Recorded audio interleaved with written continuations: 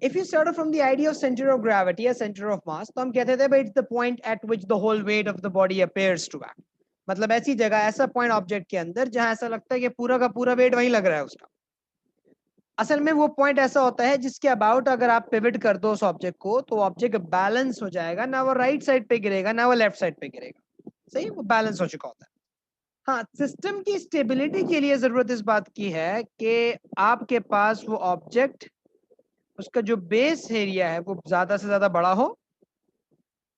दो बातों का आप ख्याल रखते हो. Base area should be as large as possible.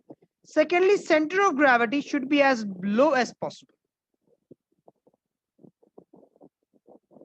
Centre of gravity should be as low as possible. ये दो बातें हैं जिसका आपने ख्याल रखना होता है.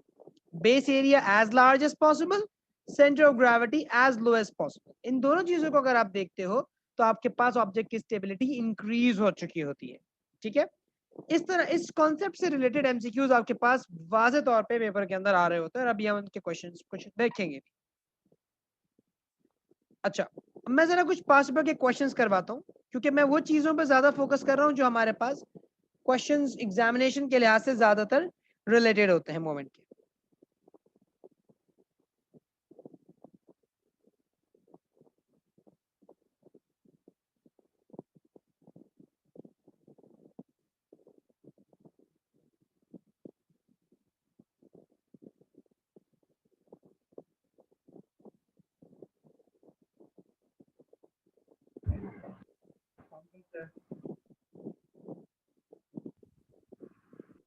सेंटर ऑफ ग्रेविटी बेटा उस पॉइंट को कहा जाता है जहां आपका होल वेट एक्ट करता हो ना. और सेंटर ऑफ मास जो है वो भी उस पॉइंट को बोला जाता है जिस पॉइंट के अबाउट आपका मास इक्वली डिस्ट्रीब्यूट हुआ हो.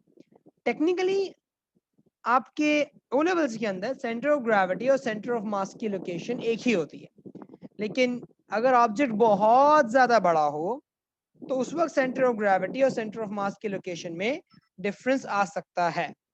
वो हमारे खैर अभी सिलेबस का पार्ट नहीं है, लेकिन बताने का मकसद ये है कि centre of gravity and centre of mass can be two different things. उनकी लोकेशन डिफरेंट हो सकती है.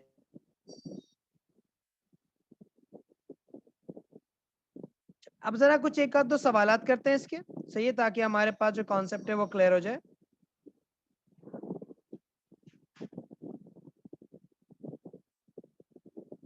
एक ही छोटा सा सवाल है, मैं चाहूंगा कि ये सवाल हम अटेम्प्ट करें. क्वेश्चन ये कहता है the diagram shows a uniform balanced beam pivoted about its centre. What is the value of this point P? Balanced है, पिवट किया गया सेंटर से सेंटर का मतलब ये है जो वेट है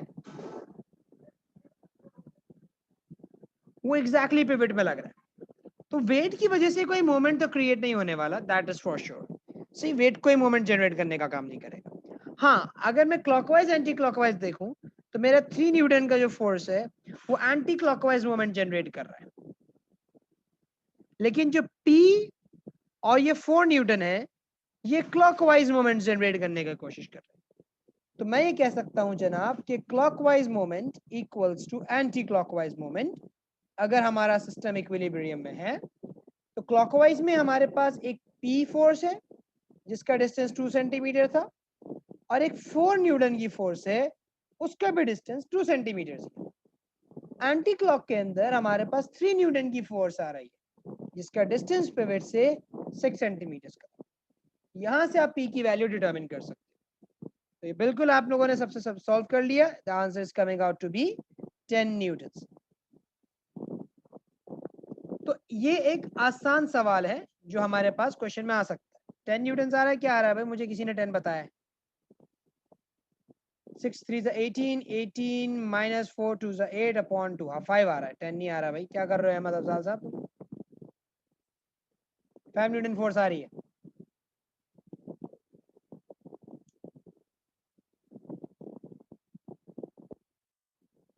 एक एमसीक्यू ये भी बड़ा जबरदस्त है.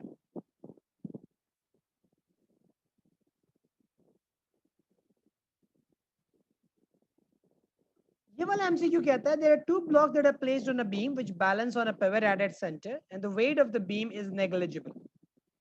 बीम का अपना कोई वेट नहीं है, उसको बैलेंस किया गया. अब देखो ये बिल्कुल मिडिल में है ना, पिवटेड एट इट्स सेंटर, ये मिडिल में, तो ये दोनों डिस्टेंसेस बराबर होने चाहिए।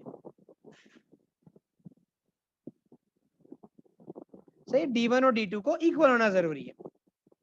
नहीं मेरे बच्चे, जरूरी नहीं है, मोमेंट के सवाल में मीटर्स में कन्वर्ट करने की जरूरत नहीं होती, आप सेंटीमीटर्स में सॉल्व कर सकते हैं। अब जो फोर्सेस होंगी F1 और F2 उनको भी सेम होना जरूरी है। सही है, क्यों सेम होना जरूरी है भाई? क्योंकि मोमेंट जितना क्लॉकवाइज और एंटी क्लॉकवाइज जनरेट हो रहा है वो इक्वल है ना, तो उसके लिए जरूरी है कि भाई दोनों साइड पे फोर्सेस भी सेम हो। अब देखो उसने एक ब्लॉक छोटा एक ब्लॉक बड़ा बनाया हुआ है, जो कि महज हमें कंफ्यूज करने के लिए है। हमें ब्लॉक के छोटे और बड़े साइज से जज नहीं करना कि भाई बड़े वाले ब्लॉक की फोर्स ज्यादा, छोटे वाले ब्लॉक की फोर्स कम, इस चीज से मत समझना। क्वेश्चन में ये देखो कि भाई डिस्टेंस क्योंकि दोनों साइडों पे सेम है, अब बैलेंस भी हुआ है, तो मोमेंट तो सेम हुआ, इसका मतलब फोर्सेस भी सेम होंगी, क्योंकि मोमेंट ऑफ क्लॉकवाइज आपको पता है equals moment of anti clockwise, तो क्लॉकवाइज में force into distance, anti clockwise में भी फोर्स इंटू डिस्टेंस। अगर डिस्टेंस से सेम है तो फोर्स इसको भी सेम होना चाहिए। अब ये ऑप्शंस में हमने ए और सी तो रिजेक्ट कर दिया, क्योंकि उसमें एक फोर्स को ज्यादा बड़ा और एक फोर्स को छोटा दिखाया गया। बच गया ऑप्शन बी या डी। डी इसलिए रिजेक्ट हुआ मेरे बच्चे, हालांकि दोनों फोर्सेस सेम थी, लेकिन डाउनवर्ड फोर्स और अपवर्ड फोर्स भी तो इक्वल होनी चाहिए। अगर डाउनवर्ड फोर्सेस दोनों की 5 न्यूटन है तो अपवर्ड तो 10 होनी चाहिए। अब ये जो लेंथ है ये तो बराबर नहीं आ रही, जो आपके पास लेंथ आ रही है वो तो सही नहीं आ रही, लेंथ तो आपके पास कम आ रही है ऊपर की, तो इसका मतलब यहाँ पे बी में ये ऑप्शन आपके पास सही आ रहा है।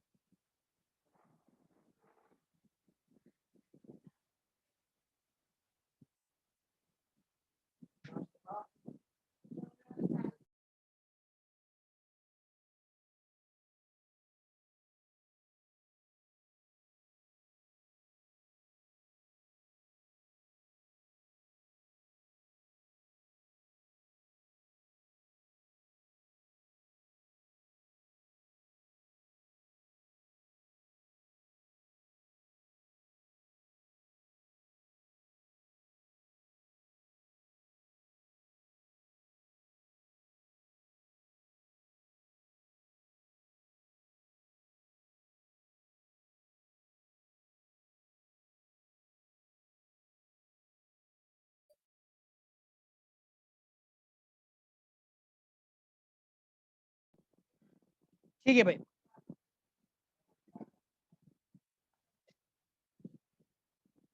तो यहाँ पे जो सिचुएशन थी वो मैंने आपको एक्सप्लेन की। जनाब यहाँ पे आपके पास जो दोनों तरफ से आपके पास फोर्सेस थी ना, उनको सेम होना जरूरी है, और जो टोटल डाउनवर्ड है उसको टोटल अपवर्ड के बराबर भी आना जरूरी है। इसलिए बी वाला ऑप्शन आपका करेक्ट ऑप्शन बना, और डी वाले को आपने रिजेक्ट कर दिया, क्योंकि डी में जो अपवर्ड एरो था वो छोटा दिखाया गया था, वो डाउनवर्ड एरोस के बराबर ही दिखाया जा रहा था, जो कि टेक्निकली एक रॉन्ग स्टेटमेंट है। अगर जितनी डाउनवर्ड है टोटल उतनी ही अपवर्ड लगना जरूरी है हमारे पास।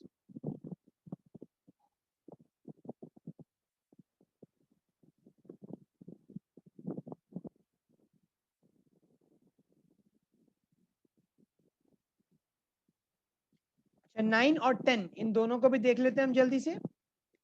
अगर आप एमसीक्यू नंबर 9 को देखो, वो बोलते हैं 4 objects of equal mass rest on the table.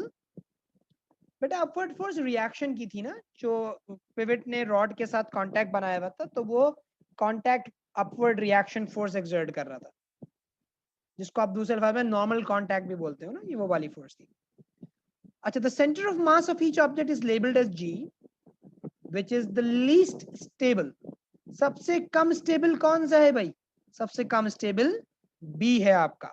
उसकी दो वजूहत हैं, एक तो एरिया भी कम, दूसरा सेंटर ऑफ ग्रेविटी भी ज्यादा हाइट पे। दोनों बातें देखो ना, एरिया सबसे छोटा इसी का है और सेंटर ऑफ ग्रेविटी भी इसकी सबसे ज्यादा ऊपर है, तो इस वजह से this one is the least stable.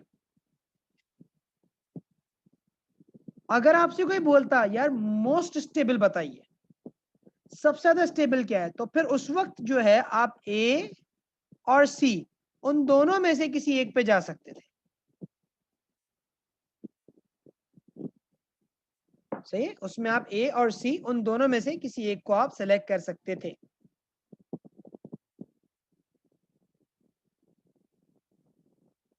पूछो। जी सर। सर मेरा जो डाउट था ये स्टेबिलिटी के रिगार्डिंग था, कि आप किस ब्रीफ सा रिकैप दे सकते हैं स्टेबिलिटी के रिगार्डिंग, ये मुझे याद नहीं आ रहा। स्टेबिलिटी में ये होता है कि आपका ऑब्जेक्ट अगर स्टेबल कहलाया जाता है तो उसकी कंडीशन ये होती है उसका बेस एरिया ज़्यादा से ज़्यादा बड़ा होना चाहिए और उसकी सेंटर ऑफ ग्रेविटी जो है वो जितनी नीचे हो उतना बेहतर होती। अच्छा सही है सर, तो इस केस में हमारा बी तो की सेंटर ग्रेविटी नीचे तो नहीं थी। हाँ, तो बी की सेंटर ऑफ ग्रेविटी ऊपर है ना, और एरिया भी छोटा है। उसने बोला था लीस्ट स्टेबल, सबसे कम स्टेबल कौन सा होगा। सही है सर, समझ में आ गया। Thank you sir. सही है।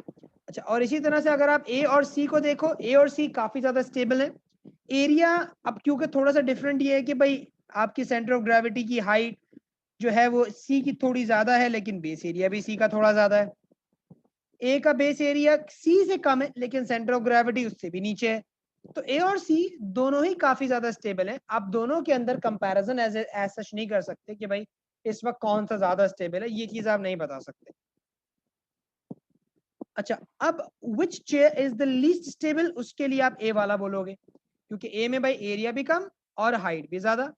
जो सेंटर ऑफ ग्रेविटी की लोकेशन है वो ए में सबसे ज्यादा ऊपर है और बेस एरिया भी आपके पास सबसे कम ए के अंदर ही आ रहा है।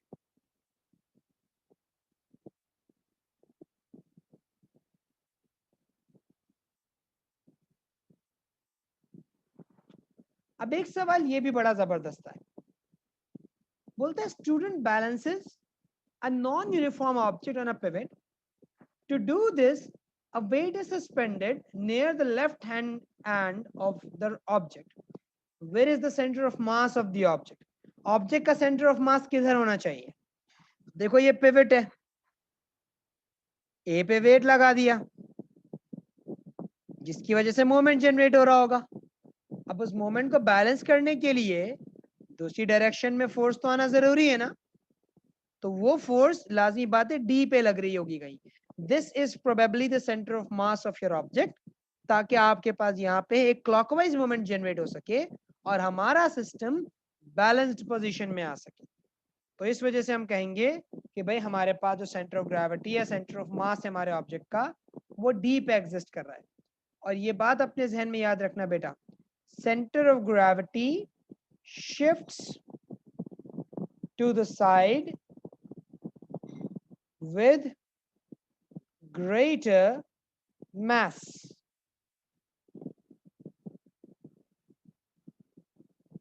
ठीक है, center of gravity shifts to the side where you have greater amount of mass. सही, तो आप हमेशा याद रखना जहां मास ज्यादा होगा सेंटर ऑफ ग्रेविटी उस तरफ पाई जाएगी।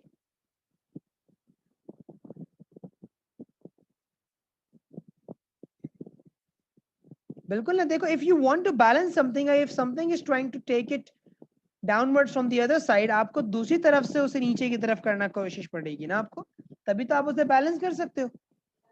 अगर आप दोनों फोर्सेस एक ही तरफ लगा दोगे तो वो तो पलट के गिर जाएगा। if you want to balance it, तो भाई if you have a clockwise moment then you must have an anti-clockwise moment as well. The other way in order to balance this pivot was to apply an upward force over here. एक ये भी हो सकता था कि यहाँ पे कोई upward force लगा दो, उससे भी बैलेंस कर सकते थे, क्योंकि the weight was trying to rotate it in the anti-clockwise direction. ये upward force इसको clockwise direction में rotate करके बैलेंस करने में हेल्प कर सकती है, because this is the pivot ना। तो अगर मैं पॉइंट बी पे ऊपर की तरफ कोई फोर्स लगाऊं मैं उससे भी बैलेंस करवा सकता हूं। बात सारी है कि क्लॉकवाइज और एंटी क्लॉकवाइज मोमेंट्स बराबर प्रोड्यूस होने चाहिए। Only in that case you will be able to balance out your entire system.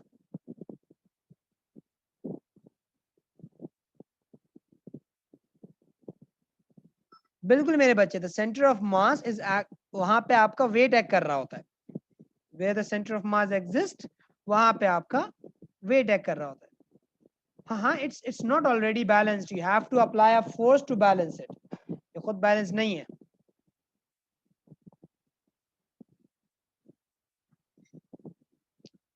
जल्दी से मुझे 23 का आंसर दे दो। I am pretty sure none of you is going to give me a wrong answer over here.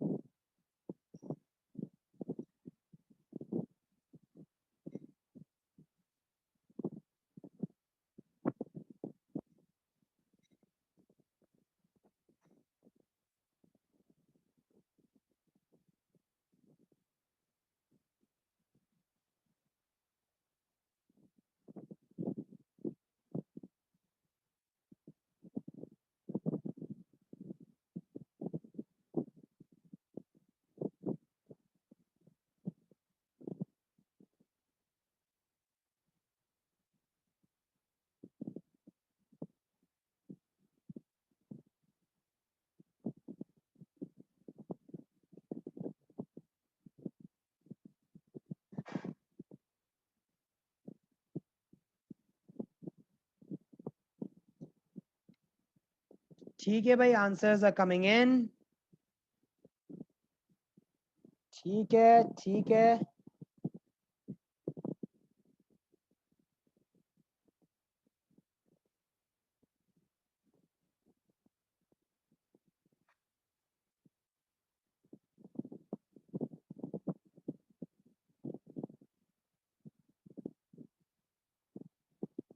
ठीक है।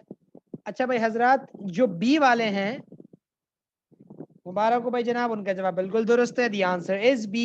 सही है। जो इसके अलावा आंसर निकाल रहे हैं, उनकी गलती कहाँ होगी? उनकी गलती होगी डिस्टेंस पे। सही। जिसने बी आंसर दिया उसने डिस्टेंस का कॉन्सेप्ट को बेहतरीन तरीके से ग्रिप कर लिया है। अब वो गलती नहीं करेगा डिस्टेंस लेते हुए, क्योंकि डिस्टेंस हमेशा पिवट से लिया जाता है। ठीक है, तो अगर आप देखो कि ये जो फोर्स है, ये clockwise moment anti clockwise generate कर रही है, F B anti clockwise generate कर रही है, 60 न्यूटन क्लॉकवाइज मोमेंट जनरेट करने का काम कर रहा है। तो भाई अगर हम बोलते हैं क्लॉकवाइज इक्वल्स एंटी क्लॉकवाइज, तो भाई क्लॉकवाइज के अंदर I have 60 newtons at a distance of 30 centimetres. Anti clock के अंदर I have the 30 newton force at a distance of 40 and a force F at a distance of 50 centimeters. So from here you can find out the value of F, which will come out to be 12 newtons. इस चीज का अब आप लोगों ने ख्याल रखना है कि इस तरह की कोई गलती आप इसके बाद दोबारा ना करें।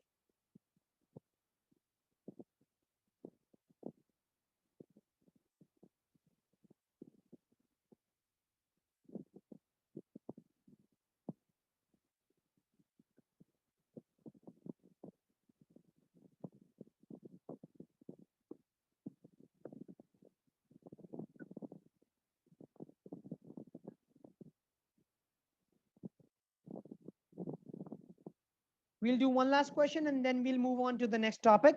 ठीक है, this is the last question that we'll be solving for moments. इसको तसल्ली से पढ़ के जवाब देना। ये थोड़ा सा वर्डिंग्स में खेला हुआ सवाल है।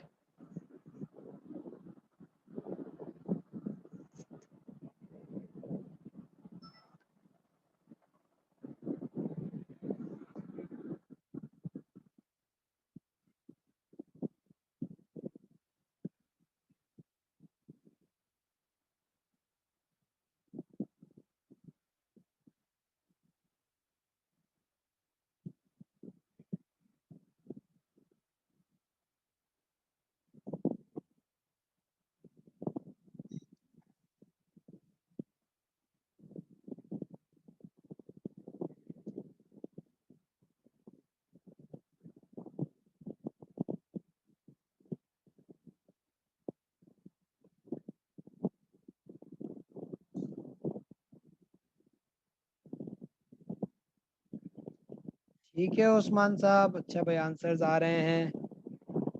फातिमा करेक्ट आंसर अब तक, उसैद करेक्ट, उस्मान करेक्ट, हारिस कैशा करेक्ट, महम करेक्ट।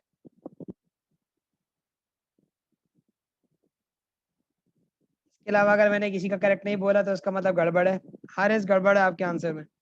संदेश करेक्ट।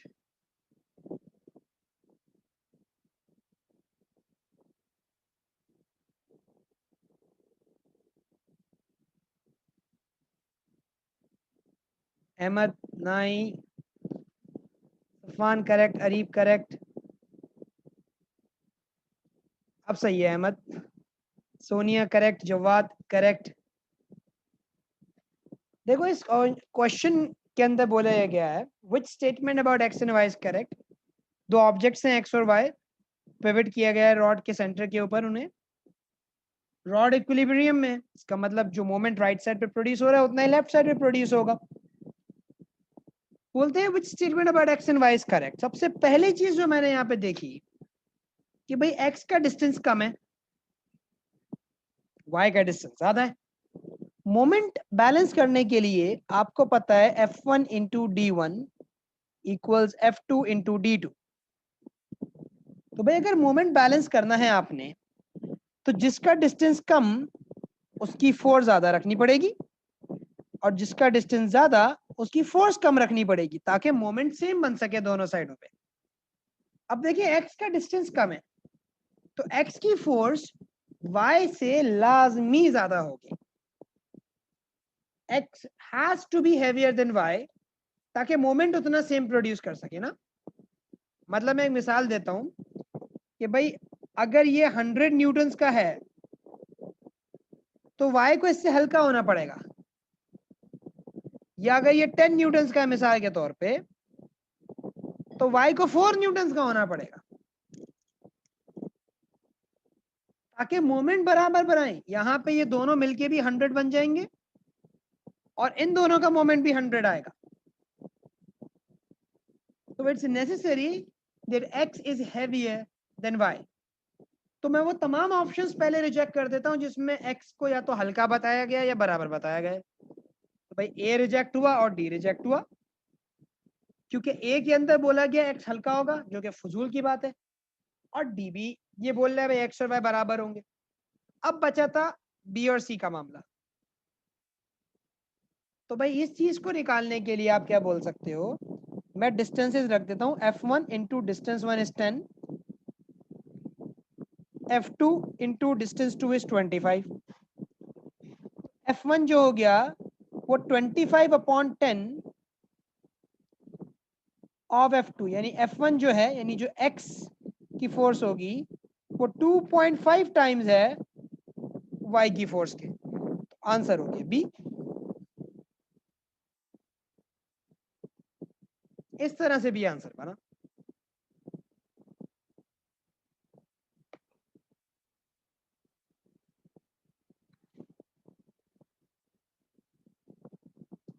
ठीक है भाई, ऑल क्लियर, चिल, आगे बढ़ा जाए।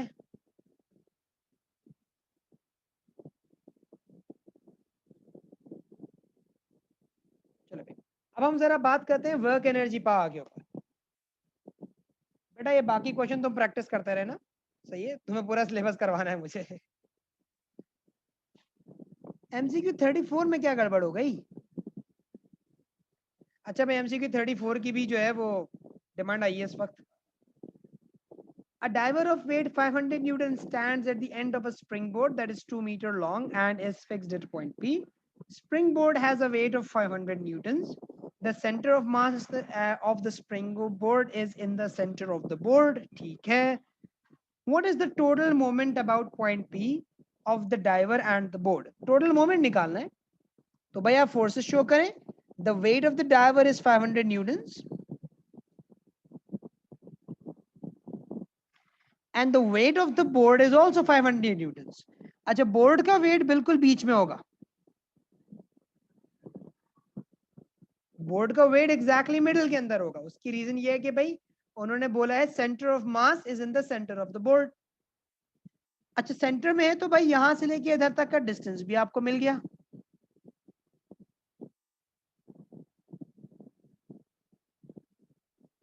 ये हो गया 1 मीटर। तो अब टोटल मोमेंट निकाल लो। एक आपका 500 न्यूटन वाली फोर्स जो आपका बंदे का वेट था, उसका डिस्टेंस 2 मीटर्स, प्लस एक 500 न्यूटन वाला जो बोर्ड का वेट था उसका डिस्टेंस 1 मीटर, तो जगह 1000 प्लस 500 1500 न्यूटन मीटर। आंसर हो गया डी।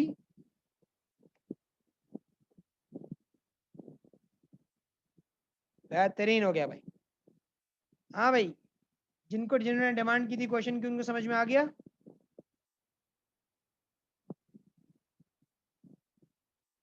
कोई मसला नहीं।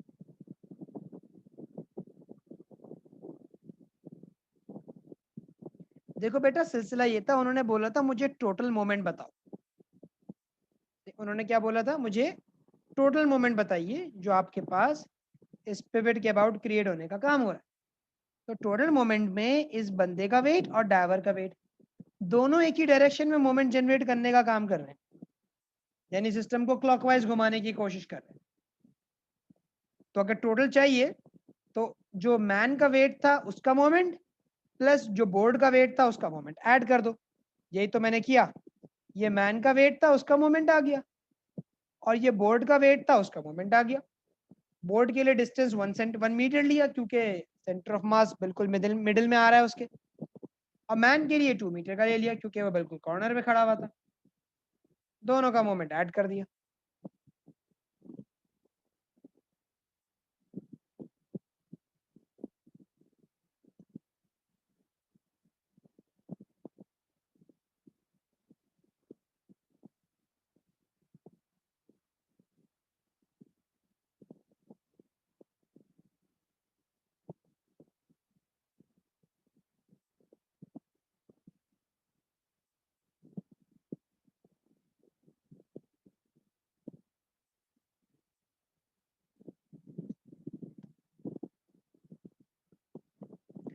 अब हम बात करते हैं भाई वर्क एनर्जी एंड पावर के ऊपर। उस्मान साहब, सवाल है आपका, पूछिए। जी सर। सर मैं ये पूछ रहा था, उस वाले क्वेश्चन में वो जो पी वाली साइड थी वो तो ऊपर उठ जाएगी इस तरह, तो मतलब फिर अगर पी जो था वो पिवट पिवट है पॉइंट ना? था उस बोर्ड का, तो 1500 न्यूटन टोटल मोमेंट जब, जी जी मैं कह रहा हूँ इसमें तो बोर्ड मतलब बैलेंस करने का सवाल नहीं है इसमें, मतलब बैलेंस नहीं करेंगे इसको बोर्ड को, वो ये तो बैलेंस जो होता बैलेंस है ना नहीं हो बेटा, रही है। जो यहाँ पे पॉइंट होता है ना, ये फिक्स पॉइंट होता है, तो ये पॉइंट एक काउंटर मोमेंट दे रहा होता है चीज को रोटेट करने से रोकने के लिए। उसने ये नहीं बोला था कि ये बैलेंस्ड है, उसने सिर्फ इतना अच्छा पूछा था मतलब मुझे पॉइंट टोटल मोमेंट पॉइंट बता पी के दो। जो, अच्छा अच्छा अगर वो बैलेंस होगी भी तो पॉइंट पी के पीछे डायग्राम जो शो नहीं की भी वहां पे वो कुछ ऐसी फोर्सेस लग रही होंगी बिल्कुल जो उसको कैंसिल आउट करी होंगे अगर बिल्कुल यूनिफॉर्म में है। बिल्कुल। ये रॉड जो है ना थोड़ी सी अंदर की तरफ और भी डेप्थ में गई हुई होती है, तो क्या होता है कि जो दीवार होती है ना ऊपर जो यहाँ मौजूद होती है वो फोर्स लगा रही होती है नीचे की तरफ, वो उसे ऊपर उठने नहीं दे रही होती। तो वो पिवट के अबाउट ना एक काउंटर मोमेंट जनरेट करने का काम कर रही होती है ताकि ये घूम ना जाए। इसी वजह से तो ये बेंड हो जाता है बोर्ड जो है, डाइविंग बोर्ड।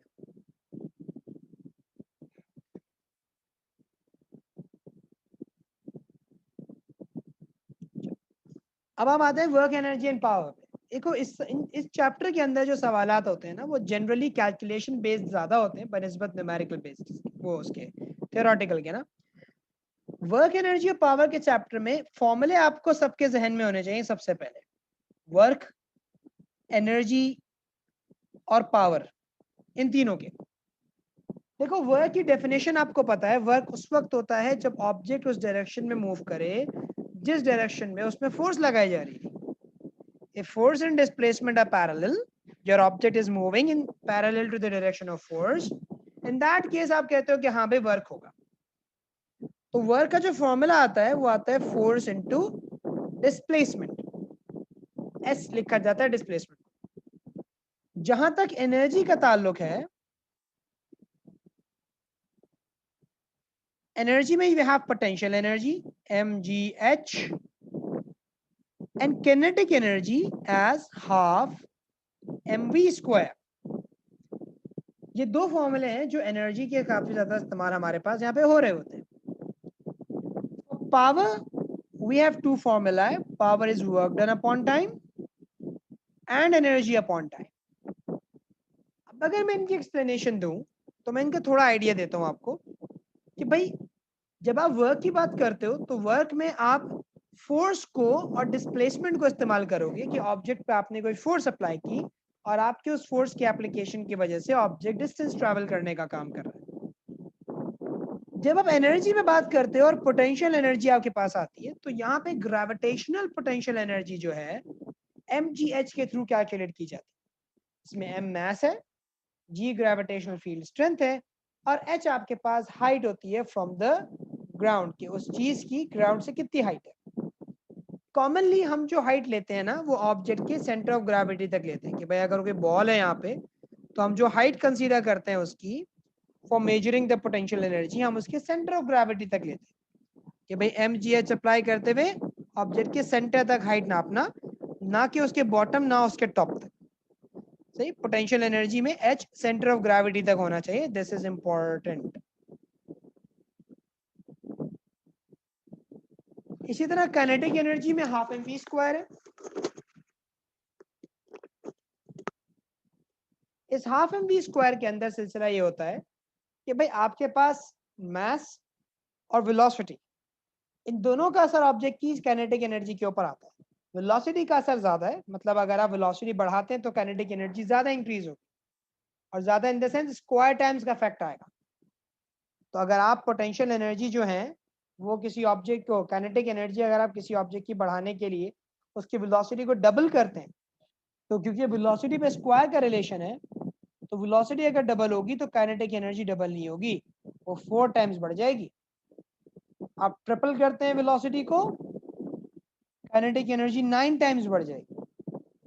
आप हाफ करेंगे, काइनेटिक एनर्जी 4 टाइम्स कम हो जाएगी। आप 3 टाइम्स कम करेंगे, काइनेटिक एनर्जी 9 टाइम्स गिर जाएगी। जो भी इफेक्ट आएगा वो स्क्वायर टाइम्स का आएगा। मास से ज्यादा का इफेक्ट उसके ऊपर वेलोसिटी का आता है, काइनेटिक एनर्जी। एक चीज और जो बहुत अहम है, जो अक्सर बच्चे गलती करते हैं, तो अगर कोई गाड़ी चल रही है, कांस्टेंट स्पीड पे चल रही है, तो इसका मतलब ये नहीं है कि बेटा उसमें काइनेटिक एनर्जी एग्जिस्ट नहीं करती। उसमें काइनेटिक एनर्जी है। If an object is moving at a constant speed, it has some kinetic energy. हाँ, the kinetic energy is not changing क्योंकि स्पीड इज नॉट चेंजिंग। जब तक स्पीड में चेंज नहीं आएगा काइनेटिक एनर्जी चेंज नहीं हो सकती है आपके पास। अच्छा, यहाँ पे पूछा गया है कि shouldn't h be till I mean the whole height? नहीं मेरे बच्चे, नॉट द होल हाइट। असल में किसी भी ऑब्जेक्ट की जब पोटेंशियल एनर्जी निकालते हो ना तो उसके सेंटर ऑफ ग्रेविटी तक लेते हो। आपके पास अभी जितने भी सवाल आएंगे उसमें आप जिस जगह तक की हाइट निकालते हो असल में उस ऑब्जेक्ट के सेंटर ऑफ ग्रेविटी तक जा रहे होते हो। भाई अगर एक वाटरफॉल है, यहाँ से पानी गिर रहा है, तो आप वाटर की सेंटर ऑफ ग्रेविटी तक जा रहे होते हो, जो कि असल में हिल की हाइट बन जाती है पूरी। जो आपका हिल है उसकी हाइट बन जाती है वो पूरी, लेकिन असल में आप वाटर की सेंटर ऑफ ग्रेविटी तक जाने का काम कर रहे होते हैं। उसकी वजह ये है कि आपका जो वेट लगता है ना वो सेंटर ऑफ ग्रेविटी पे लगता है। पोटेंशियल एनर्जी का फॉर्मूला असल में वर्क डन का ही फॉर्मूला है। इसमें mg वेट होता है और हाइट डिस्प्लेसमेंट होती है जो उस ऑब्जेक्ट ने की हुई होती है। तो जो वेट है वो तो सेंटर ऑफ ग्रेविटी पे लग रहा होता है, तो डिस्टेंस भी आप वहीं से नापोगे ना जहां से वेट एक्ट कर रहा है। डिस्टेंस आप कहीं और से थोड़ी लोगे, जिस पॉइंट से फोर्स लगती है वहीं से तो डिस्टेंस मेजर किया जाता है।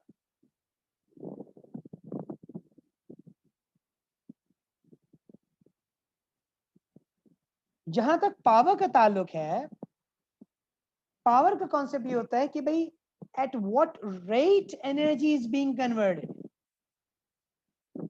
Say at what rate energy is being converted from one form to another. That is what you define as power. अब पावर में जब रेट का कॉन्सेप्ट आता है ना तो उसका ये है कि कितनी जल्दी एनर्जी प्रोड्यूस की जा रही है। कोई मशीन अगर है या कोई बंदा है तो पर सेकंड कितनी एनर्जी कन्वर्ट कर रहा है। लैंप 100 वॉट का लिखा जाता है, इसका मतलब एक सेकंड में वो 100 जूल्स की इलेक्ट्रिकल एनर्जी कंज्यूम कर लेता है। अगर उसकी जगह कोई एनर्जी सेवर है 25 वॉट्स का, तो एक सेकंड में वो सिर्फ और सिर्फ 25 जूल्स की एनर्जी कंज्यूम करने का काम करे।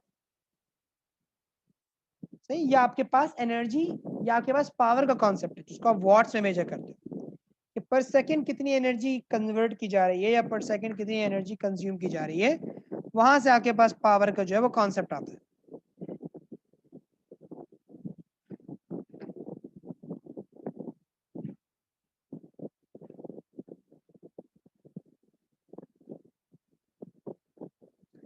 Take a look at this example. हाँ, कंज्यूम करके कन्वर्ट ही करेगा, कंज्यूम करके खा थोड़ी जाएगा। Take a look at this example for a second. मैं जरा अपना लैपटॉप चार्ज पे लगा।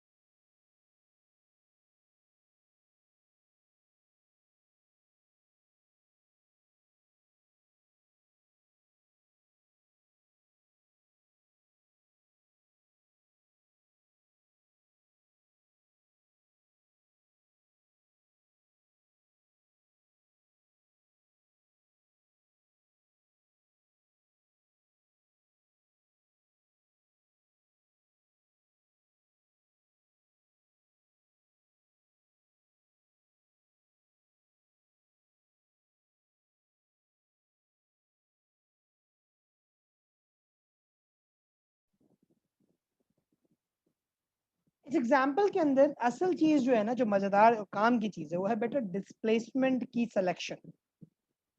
कि अगर आपको किसी भी चीज के थ्रू होने वाला वर्क डन निकालना है, ग्रेविटी हो या फ्रिक्शन हो या कोई भी फोर्स हो, याद रखना जो डिस्प्लेसमेंट आपने सिलेक्ट करना है वो डिस्प्लेसमेंट आपके फोर्स के पैरेलल होना चाहिए।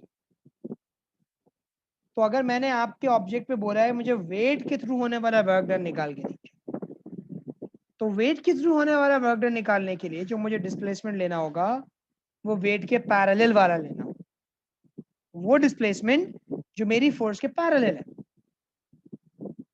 अगर मैं फ्रिक्शन की बात करूंगा तो मुझे वो डिस्प्लेसमेंट लेना है जो मेरी फोर्स के यानी फ्रिक्शन फोर्स के पैरेलल चल रहा है।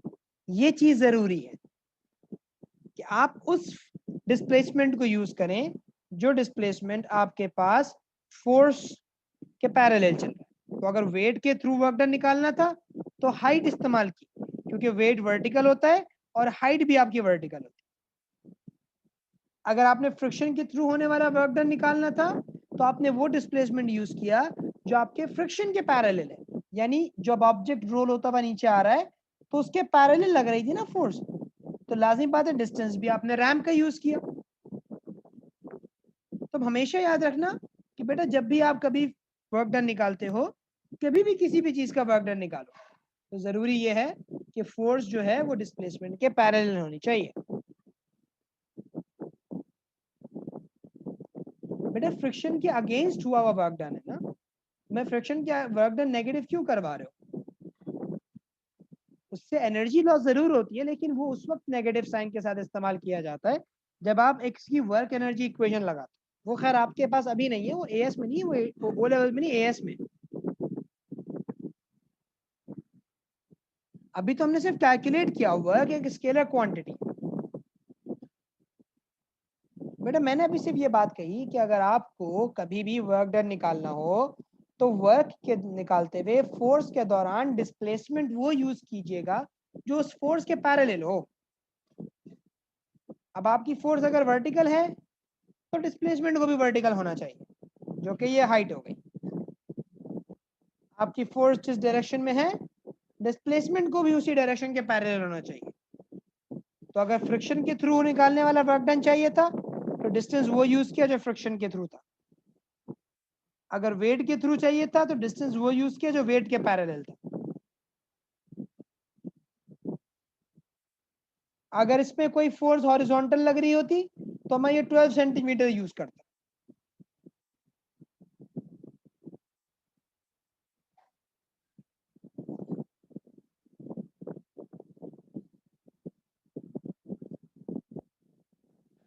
बोलो उस्मान। तो मैं कह रहा हूँ कि ऐसा क्यों है कि वर्टिकल पैरेलल लेते हैं, मतलब कोई वजह होगी ना इसकी, मतलब बेटा ऐसे वर्क ठीक है आपने कहा कि पैरेलल फोर्स लेते हैं, उससे होगा क्या अगर हम अगर परपेंडिकुलर लें, अगर उससे होगा क्या? उससे होगा ये कि आपको वर्क नहीं मिलेगा, बस इससे सिर्फ नहीं ये सर होगा। वो तो ठीक है, लेकिन मतलब थोड़ा वैसे। अच्छा। भाई एक बेसिक क्वांटिटी है ना कि अगर आप कोई चीज कैलकुलेट करना चाहते हैं तो लाजिम बात है उसके कुछ फंडामेंटल्स होते हैं कि भाई ये चीज ऐसे कैलकुलेट होगी। तो जो आपके पास वर्क है, वर्क का फंडामेंटल ये है कि आप दोनों क्वांटिटीज एक दूसरे के पैरेलल रखो, क्योंकि जो चीज चल रही है फोर्स के डायरेक्शन के हिसाब से देखो ना कि भाई फोर्स इधर लगाई गई थी और चीज इसी के पैरेलल चलती हुई जा रही है ना, वो वर्क, वो जो फोर्स है वो उसे उस डायरेक्शन में मूव करवा रहा था। जो वेट है, वेट का काम था उसको नीचे लेकर आना। तो तुमने डिस्टेंस भी वो यूज किया ना जिसकी जो इस वेट की वजह से कवर हुआ है। खुद सोचो, अगर इस बॉल का वेट नहीं होता क्या वो नीचे आती? कभी भी नहीं आती। तो जो वर्टिकल वाला डिस्टेंस है वो कभी कवर ही नहीं होता।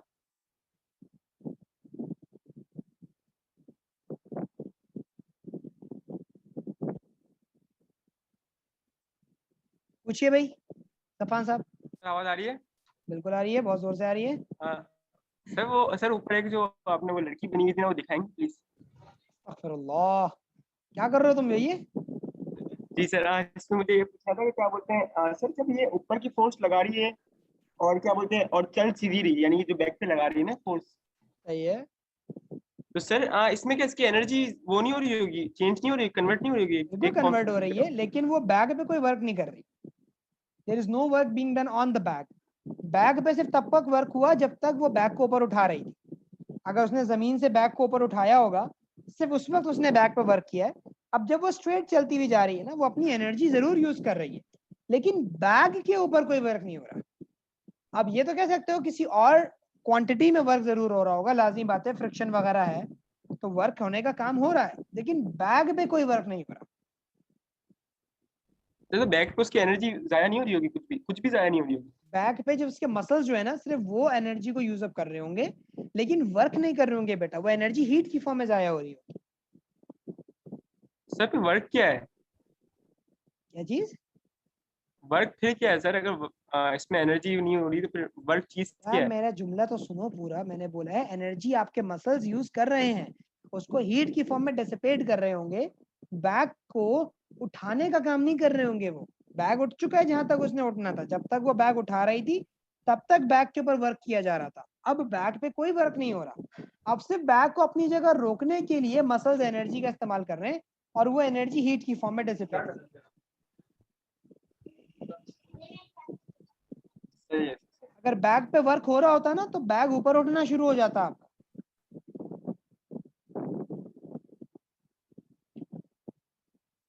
सही सर।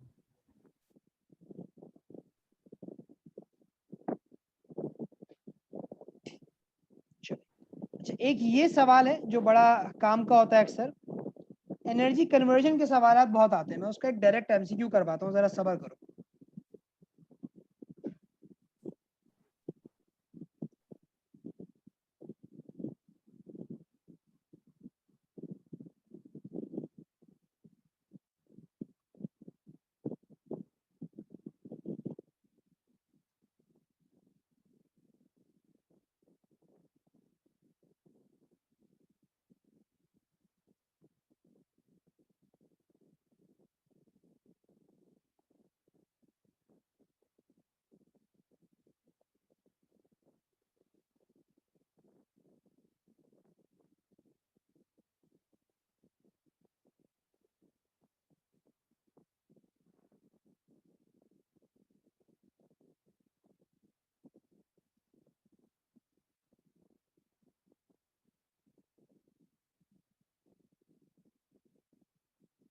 ये सवाल ट्राई करो जरा आप लोग।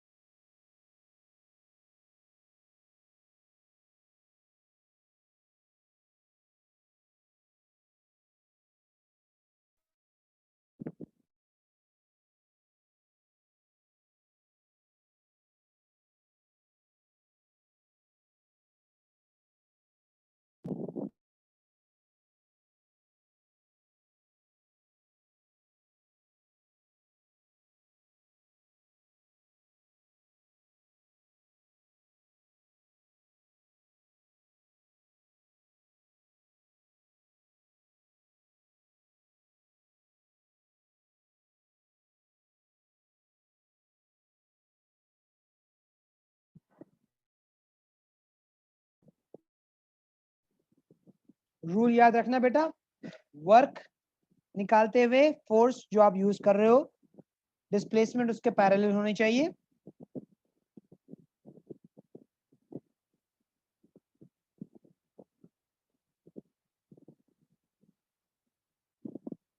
ठीक है भाई, आंसर्स आ रहे हैं अब।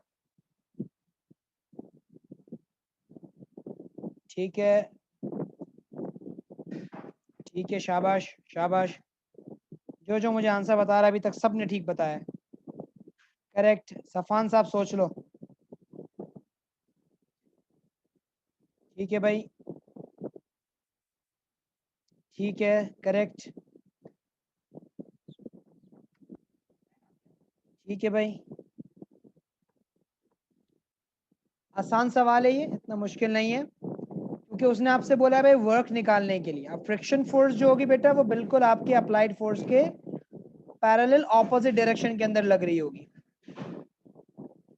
400 न्यूटन्स। ठीक है, और आपका जो डिस्प्लेसमेंट है वो 5 मीटर्स का यूज होगा, तो 400 न्यूटन्स इंटू 5 मीटर्स ये हो गया 2000 न्यूटन, 2000 जूल्स। और जो आपके पास वेट है, लाजिम बात है पोटेंशियल एनर्जी निकालने के लिए आप mgh लगाओगे। उसने आपको m और g का प्रोडक्ट ऑलरेडी दे दिया 500, h आपके पास 3 है। ठीक है, तो आपके पास आंसर जाएगा 1500 जूल्स। तो आंसर हो गया आपका बी।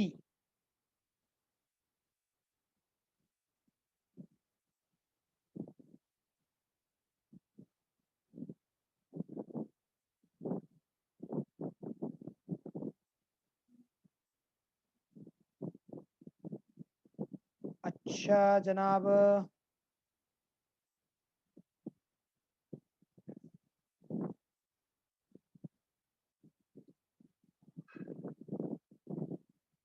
ये खैर पावर से रिलेटेड है।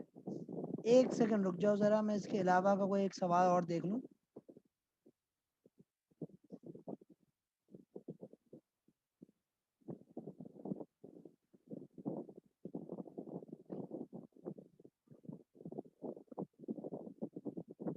इसी तरह मुझे 57 का भी आंसर दो, क्योंकि बेटा वेट mg के बराबर होता है ना, w होता ही मास इनटू ग्रेविटी है।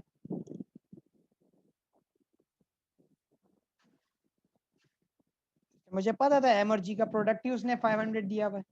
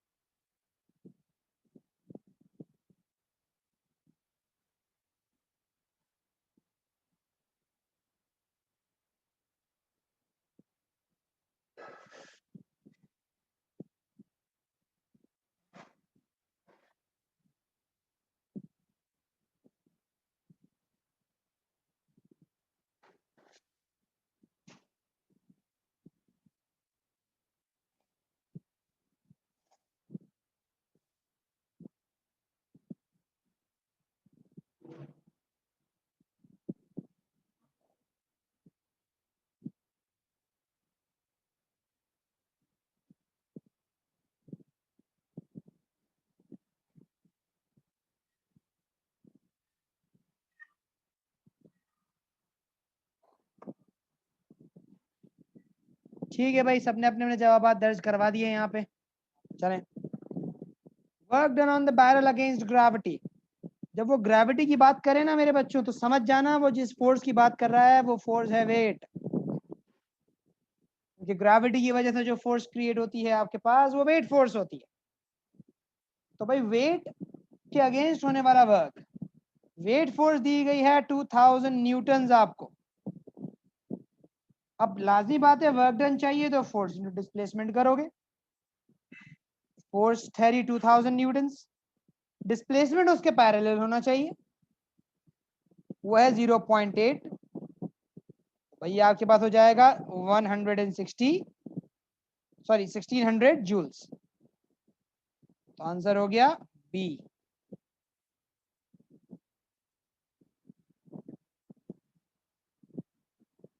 बोलिए उस्मान साहब।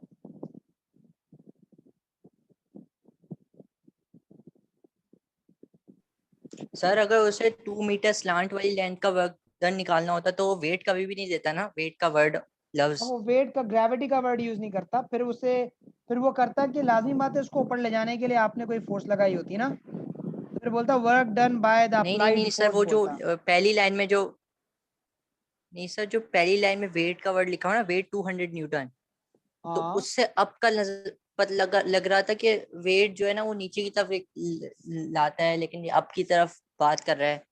तो तो अच्छा अच्छा अच्छा 200 अच्छा। न्यूटन वाला, जो 2000 न्यूटन वाला वो जो वर्ड वेट बोला है, इस वजह से ग्रेविटी उसने मांगा ना, कि ग्रेविटी बिल्कुल की वजह से जो वर्क डन हो रहा है। वरना बिल्कुल अगर वेट नहीं, ये सही बात है ना, अगर वेट नहीं लिखता तो।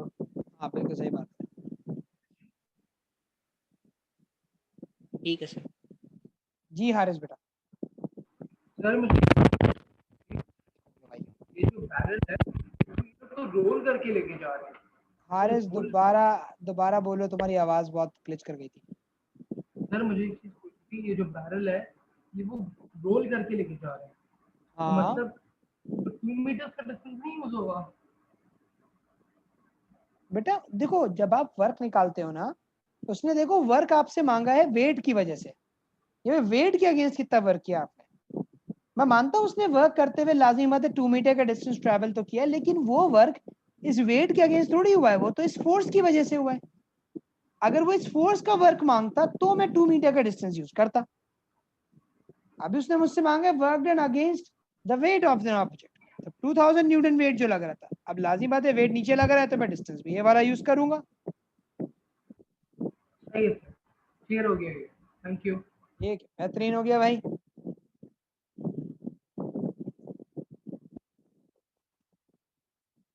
Yes, my dear Nabiha, work done against gravity actually results in the increase of gravitational potential energy. Gravity के अगेंस्ट जब आप वर्क करते हो तो पोटेंशियल एनर्जी बढ़ती है उससे, क्योंकि ऑब्जेक्ट हाइट गेन करता है ना, और वेट उसे नीचे लाने की कोशिश कर रहा होता है। ठीक है भाई, मैं आज का लेसन यही तमाम करता हूँ। कल की क्लास के अंदर हम वर्क एनर्जी पावर को भी कंप्लीट कर लेंगे। ठीक है मेरे बच्चों, ख्याल रखना आप लोग अपना। अल्लाह हाफिज।